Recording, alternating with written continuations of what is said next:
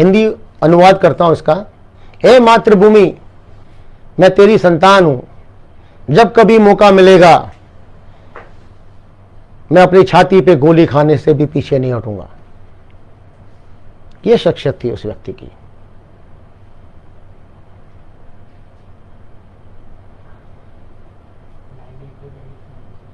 हमारे खानदान में, टपलू खानदान में सारे लोग पढ़े लिखे थे। कोई डॉक्टरेट था, कोई एसएसपी थे, मेरे अंकल पुलिस में भी थे, 2 अंकल पुलिस में थे। डॉक्टरेट पीएचडी पढ़े हुए मेरे अंकल थे जिन्होंने रिसर्च भी किया। उनका भी कंट्रीब्यूशन इस देश के साथ है। हमें तो मालूम ही नहीं चलता था बचपन में, स्कूल से आते थे, भाई पापा आए क्यों नहीं, शाम को पता लगता था तो जेल चले गए। अच्छा जी।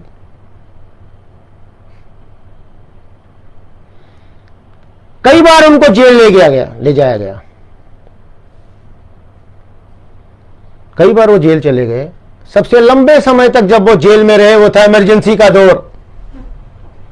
आज भी वो लोग हैं जो सुन रहे हैं, उन्हें मालूम है इमरजेंसी में भी टिकालाल जी को पकड़ना पुलिस के लिए आसान काम नहीं था।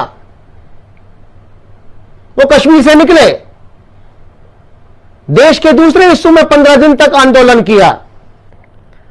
ये बात उन लोगों को मालूम है जो लोग उनके साथ काम करते थे।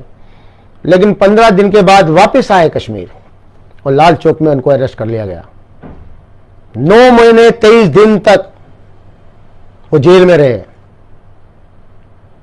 उस दौरान जो टॉर्चर उनके साथ किया गया, बहुत जबरदस्त टॉर्चर किया गया उन दिनों। यूजुअली तो बाकी दिनों में जब भी वो जेल में गए तो उन लोगों ने अच्छा मतलब खाना पीना देते थे, बट उनका टॉर्चर उनके शरीर पे दाग थे जब इमरजेंसी के समय में वो जेल में गए हुए थे।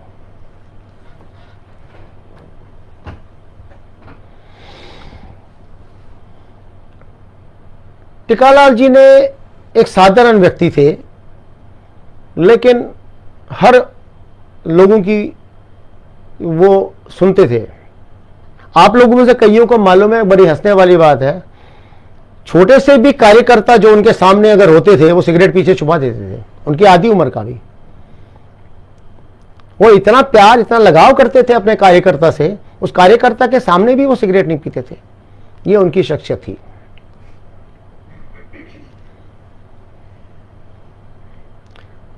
मैं कई बार उनसे पूछता था, जब ईद का त्यौहार होता था या कोई भी मुस्लिम लोगों धर्मों का जो भी कोई त्यौहार होता था, बधाई देने के लिए वो ज़रूर निकलते थे, सवेरे सवेरे निकलते थे। मैं 4-5 घंटे बाद आऊँगा तो बधाई देने जा रहा हूँ। तो वो क्या पहन के जाते थे बधाई देने के लिए?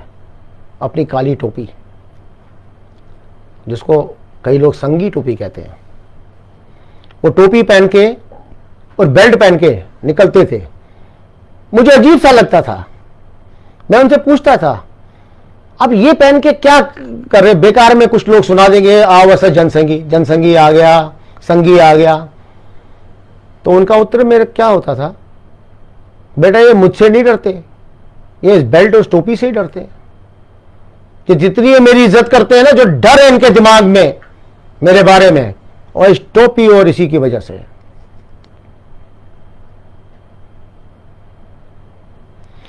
तो ये बात समझने की जरूरत है,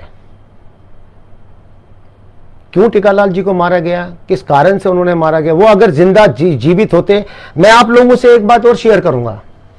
मेरे मित्रों ने कई बार मुझसे पूछा, मुझसे कहा, वो सुन रहे होंगे इस समय, वो आपको बताएंगे कि अगर लाला जिंदा होता, टिकालाल जी जिंदा होते, तो वो पनून कश्मीर को लीड कर रहे होते। मेरा उत्तर उन लोगों के लिए, मैं उनको क्या जवाब देता था वो बता रहा हूं आज। मैं उनको बोलता था, अरे मेरे भाइयों, अगर टिकालाल जी जिंदा होते तो माइग्रेशन ही नहीं हमारी होती। वो लड़ते हैं वहां पे।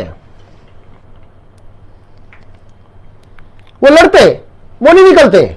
1986 में टिकालाल जी और उनके साथी वहां पे थे, जीवित थे, तभी तो हमारी माइग्रेशन हुई। नहीं तो 86 में भी प्लान बहुत लंबा चौड़ा था।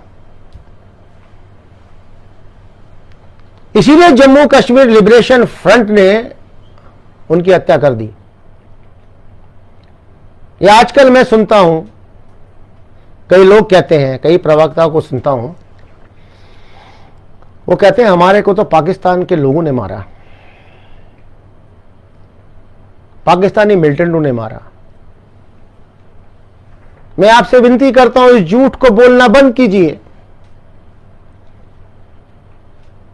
सच्चाई को कबूल कीजिए। ना ही टिकालाल जी को पाकिस्तान के लोगों ने मारा, न ही पाकिस्तान के आतंकवादियों ने मारा। उनकी हत्या और हमारे समाज के जितने भी लोगों की हत्याएं हुई, वो हत्याएं लोकल लोगों ने करी है, लोकल मुस्लिम समाज ने करी है। एक प्रोफेसर को उसी के स्टूडेंट ने मारा, एक नर्स को रेप और कत्ल जो उसका किया गया उसी के कुलीग ने किया। एक दोस्त की हत्या उसके पड़ोसी ने करी, उसके मित्र ने करी। ये क्यों भूल जाते हैं आप? ये क्यों हम कह रहे हैं कि पाकिस्तान के मिलिटेंटों ने हमारी हत्या कर दी? नहीं, ये वहां के लोग जिम्मेदार थे। इसलिए मेरी आप सब लोगों से विनती है, कृपया करके इस सच्चाई को समाज के सामने रखिए। जब भी मैं किसी टीवी डिबेट या किसी भाषण में लोगों को यह कहते हुए सुनता हूं हम पाकिस्तान के आतंकवाद के शिकार हैं, नहीं, झूठ बोलना बंद कर दीजिए। हम लोकल कश्मीरी मुस्लिम्स, जो कश्मीर का मेजॉरिटी का रहने वाला बंदा था, उसके शिकार हैं। आतंकवाद तो बाद में आया। पाकिस्तान तो 1947 से हमारे देश में कुछ न कुछ करता आया था। आज तो मोबाइल है, फोन्स हैं, व्हाट्सएप है। 89 में कौन सा व्हाट्सएप था? क्या समझते हैं हम लोग? इसकी शुरुआत 19 जनवरी को जो उन्होंने किया, वो 18 जनवरी को शुरुआत हो गई थी। इतना बड़ा नेटवर्क कहां से हो गया कि कश्मीर के वैली के चाहे गांव है चाहे सिटीज है, हर जगह से यह आवाज उठ रही थी, जो आवाजें मैं अब नहीं बोलना चाहूंगा यहां पे, कई बार उसका वर्णन हो चुका है। वो मैसेज एक ही दिन पहुंच गया। टिकालाल जी में एक और खूबी थी, वो त्रिकाल दृष्टि भी थे। वो समझते थे इस चीज को कि हालात ठीक नहीं है, लेकिन अनफॉर्चुनेटली मैं बोलना नहीं चाहता हूं, हमारे समाज के कुछ लोग उसको मानते नहीं थे। वो कहते नहीं, हालात ठीक है।